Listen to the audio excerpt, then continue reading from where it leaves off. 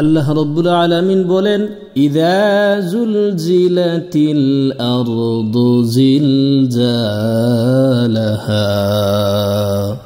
যখন প্রচণ্ড কম্পনে জমিন প্রকম্পিত হবে। জালজালা মানে হচ্ছে প্রচণ্ডভাবে জুড়ে জুড়ে ঝাড়া দেওয়া, ভূকম্পিত হওয়া। পৃথিবী যখন আপন কম্পনে প্রবলভাবে প্রকম্পিত হবে, অর্থাৎ এর অর্থ হলো ভূমিকম্পের কারণে সারা পৃথিবী কেঁপে উঠবে আর সমস্ত বস্তু চূর্ণ বিচূর্ণ হয়ে যাবে। এই অবস্থা তখন হবে যখন সিংহায় প্রথমবার ফুৎকার করা হবে। وَأَخْرَجَتِ الْأَرْضُ أَثْقَالَهَا, আর জমিন তার বোঝা বের করে দিবে। এর কয়েকটি অর্থ হতে পারে।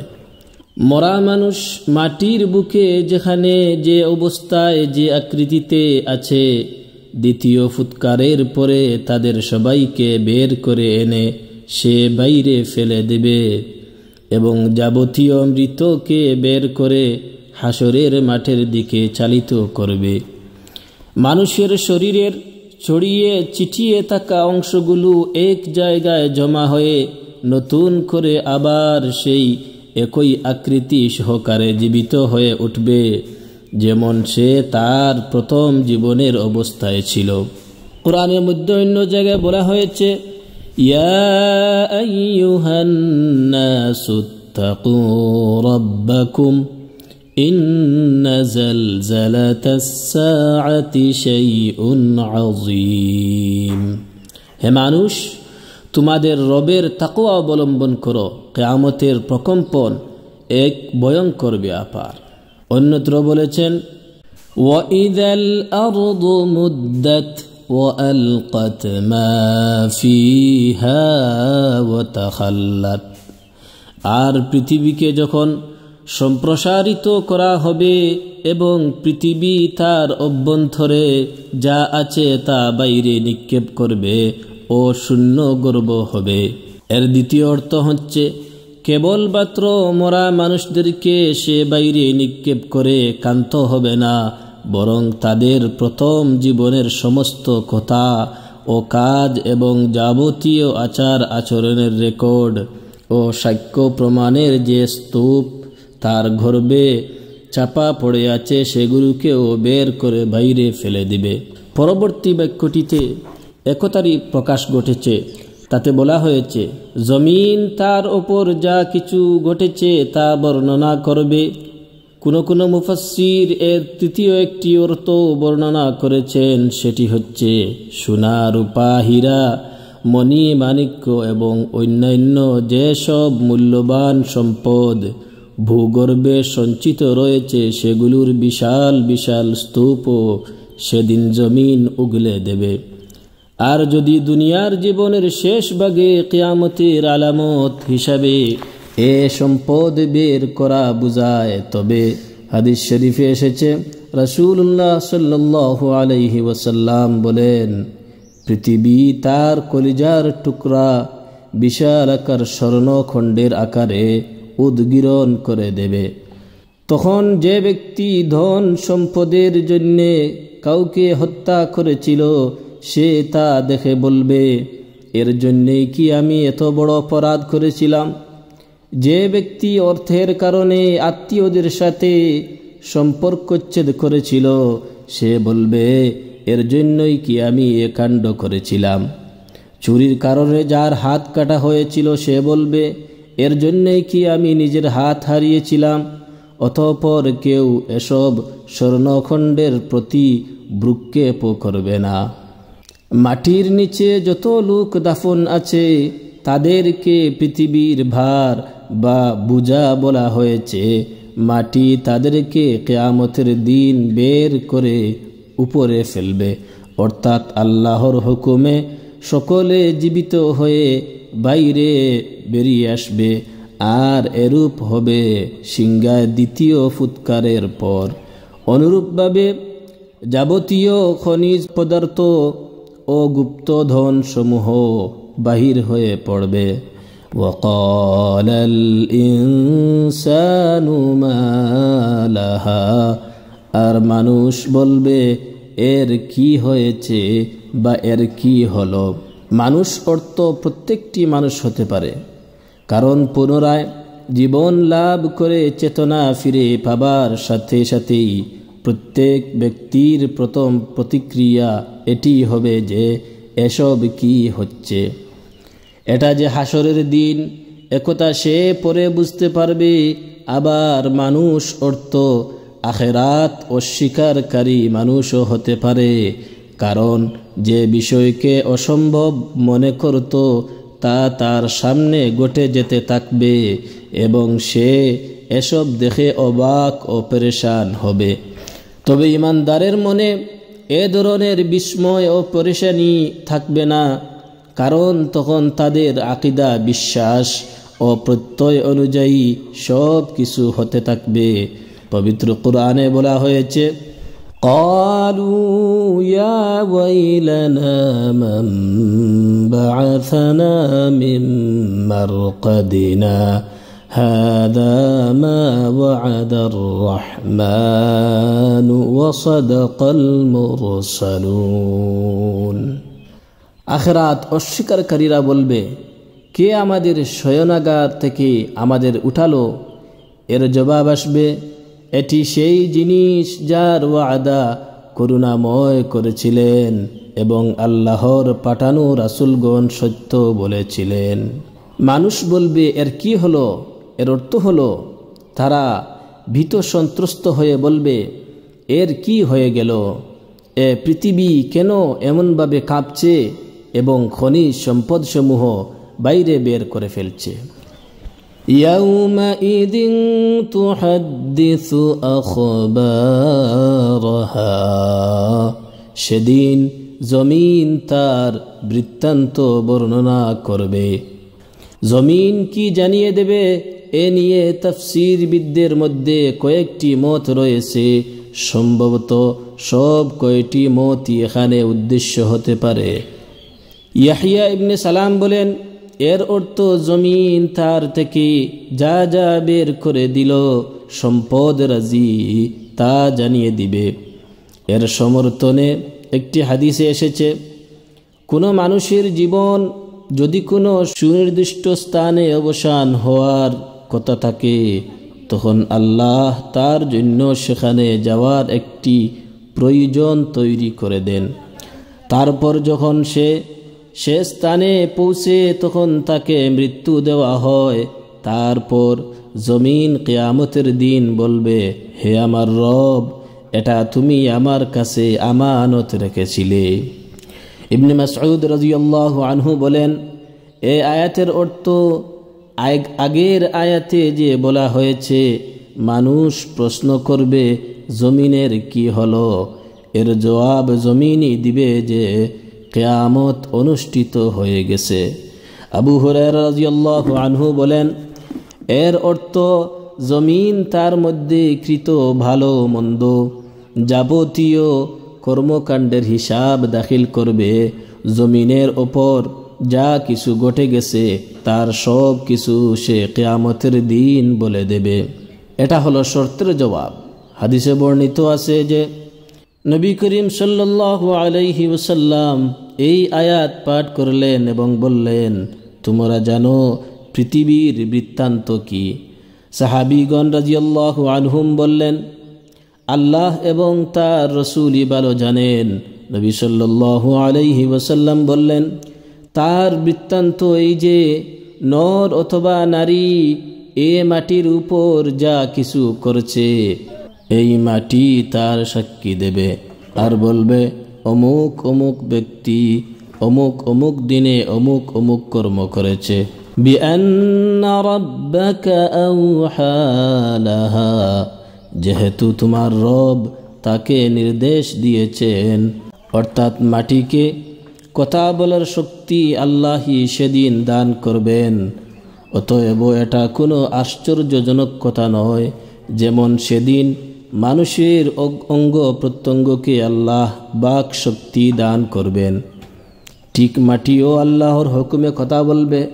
জড় পদার্থের কথা বা শব্দ ধরে রাখা এবং প্রয়োজনে তা শুনিয়ে দেওয়ার ক্ষমতা তো বিজ্ঞানও প্রমাণ করেছে। অতএব সৃষ্টিকর্তার আদেশে মাটির কথা বলার ব্যাপারটা কোনো আশ্চর্যের নয়। يومئذ يصدر الناس أشتاتا ليروا أعمالهم সেদিন মানুষ বিক্ষিপ্তভাবে বের হয়ে আসবে যাতে দেখানো যায় তাদেরকে তাদের নিজেদের কৃতকর্ম।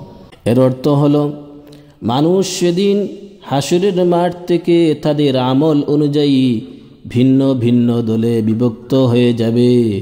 তাদের কেউ জান্নাতে যাবে, আবার কেউ জাহান্নামে যাবে। এর দ্বিতীয় অর্থ হতে পারে বিগত হাজার হাজার বছরে সমস্ত মানুষ যে যেখানে মরেছিল সেখান থেকে, অর্থাৎ পৃথিবীর বিভিন্ন স্থানে থেকে দলে দলে চলে আসতে থাকবে। আল্লাহ রাব্বুল আলামিন বলেন, ইয়াউমা ইউনফাখু ফিস-সূরি ফাতাতুনা আফওয়াজা যেদিন সিংহায় ফুঁক দেয়া হবে তোমরা দলে দলে এসে যাবে, অর্থাৎ তাদের আমল তাদেরকে দেখানো হবে। প্রত্যেকে দুনিয়ায় কি কাজ করে এসেছে তা তাকে বলা হবে। কুরআন মজিদের বিভিন্ন স্থানে একথা সুস্পষ্ট বলা হয়েছে যে কাফির, মুমিন, সৎকর্মশীল ও ফাসিক, আল্লাহর হুকুমের অনুগত ও নাফরমান সবাইকে অবশ্যই তাদের আমল নামা দেওয়া হবে। সেদিন মানুষ ভিন্ন ভিন্ন দলে বের হবে যাতে তাদেরকে তাদের কৃতকর্ম দেখানো হয়। ইয়াসদুরু শব্দের অর্থ হলো বের হবে, ফিরে যাবে, অর্থাৎ কবর থেকে বের হয়ে হিসাবের ময়দানের দিকে অথবা হিসাব শেষে জান্নাত অথবা জাহান্নামের দিকে ফিরে যাবে। আশতাতা শব্দের অর্থ হলো ভিন্ন ভিন্ন, অর্থাৎ দলে দলে। কিছু লোক ভয়শূন্য হবে, কিছু ভয়ভীত হবে। কিছু লোকের রং গৌরবর্ণের হবে, যেমন জান্নাতীদের হবে। আবার কিছু লোকের রং কালো বর্ণের হবে, যা তাদের জাহান্নামী হওয়ার নিদর্শন হবে। কিছু লোক ডান দিকের অভিমুখী হবে, আবার অনেকে বাম দিকের অভিমুখী হবে। অথবা এই বিভিন্নতা ধর্ম, মজহব ও আমল এবং কর্ম অনুপাতে হবে।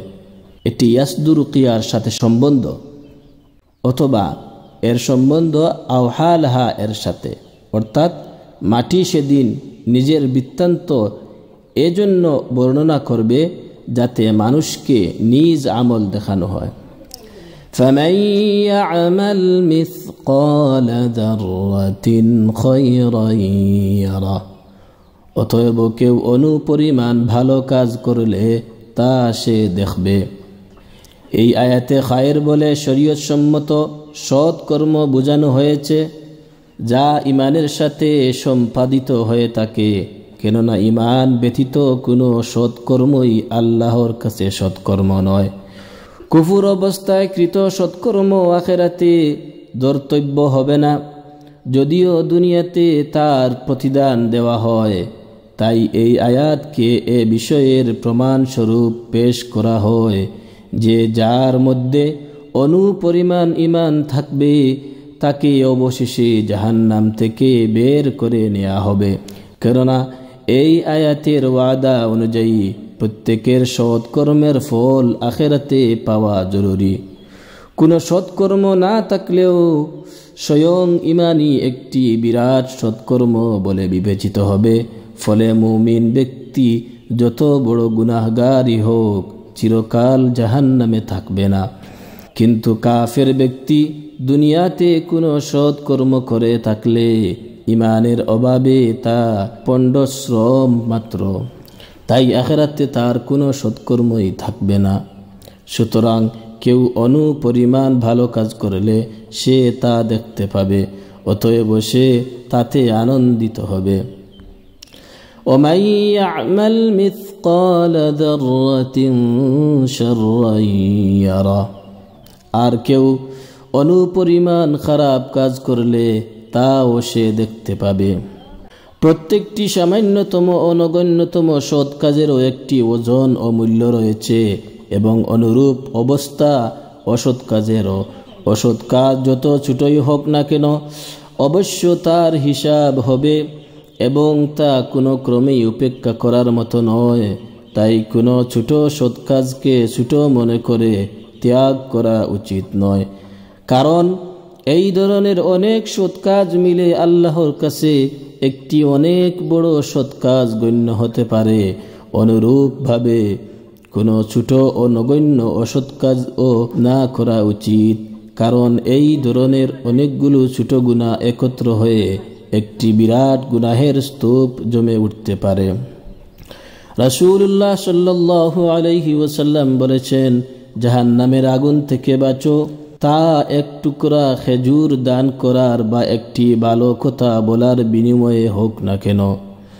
রাসূলুল্লাহ সাল্লাল্লাহু আলাইহি ওয়াসাল্লাম আরও বলেছেন, কোনো সৎ কাজকেও সামান্য ও নগণ্য মনে করো না, যদিও তা কোনো পানেচ্ছু ব্যক্তির পাত্রে এক মগ পানি ঢেলে দেয়াই হয়, অথবা তোমার কোনো ভাইয়ের সাথে হাসি মুখে সাক্ষাৎ করাই হয়। অনুরূপভাবে রাসূলুল্লাহ সাল্লাল্লাহু আলাইহি ওয়াসাল্লাম মেয়েদেরকে সম্বোধন করে বলেছেন, হে মুসলিম মেয়েরা, কোনো প্রতিবেশী তার প্রতিবেশিনীর বাড়িতে কোনো জিনিস পাঠানোকে সামান্য ও নগণ্য মনে করো না, তা ছাগলের পায়ের একটি খুরও হলে। রাসূলুল্লাহ সাল্লাল্লাহু আলাইহি ওয়াসাল্লাম অন্যত্র বলেন, হে আয়েশা, যেসব গুনাহকে ছোট মনে করা হয় সেগুলো থেকে দূরে থাকো, কারণ আল্লাহর দরবারে সেগুলো সম্পর্কেও জিজ্ঞাসাবাদ করা হবে। রাসূলুল্লাহ সাল্লাল্লাহু আলাইহি ওয়াসাল্লাম আরও বলেন, সাবধান, ছোট গুনাহসমূহ থেকে নিজেকে রক্ষা করো, কারণ সেগুলো সব মানুষের উপর একত্র হয়ে তাকে ধ্বংস করে দিবে এবং কেউ অনুপরিমাণ মন্দ কাজ করলে তাও সে দেখতে পাবে, ফলে সে তার উপর অত্যন্ত লজ্জিত ও উদ্বিগ্ন হবে। জাররাহ কোনো উলামার নিকট পিঁপড়ে হতেও ছোট বস্তুকে বোঝায়। কেউ কেউ বলেন, মানুষ মাটিতে হাত মেরে তারপর হাতে যে মাটি অবশিষ্ট থাকে সেটাকেই জাররাহ বলা হয়। কিছু সংখ্যক আলেম বলেন, ঘরের দরজা বা জানালার ছিদ্র দিয়ে সূর্যের ছোটার সাথে যে ধূলিকণা দেখা যায় সেটাই হলো জাররাহ। কিন্তু ইমাম শাওকানি রহমতুল্লাহ আলাইহি প্রথম অর্থটিকে প্রাধান্য দিয়েছেন। বস্তুর সবচেয়ে ছোট অংশ বুঝাতে বাংলায় জাররাহকে অনুপরিমাণ বলা হয়েছে। এই সূরাটি সেই দুই ব্যক্তি সম্বন্ধে অবতীর্ণ হয়েছে যাদের একজন ভিখারিকে অল্প কিছু সদকা করতে ইতস্তত বোধ করত, আর অপরজন ছোট ছোট পাপ করতে কোনো প্রকার ভয় অনুভব করত না।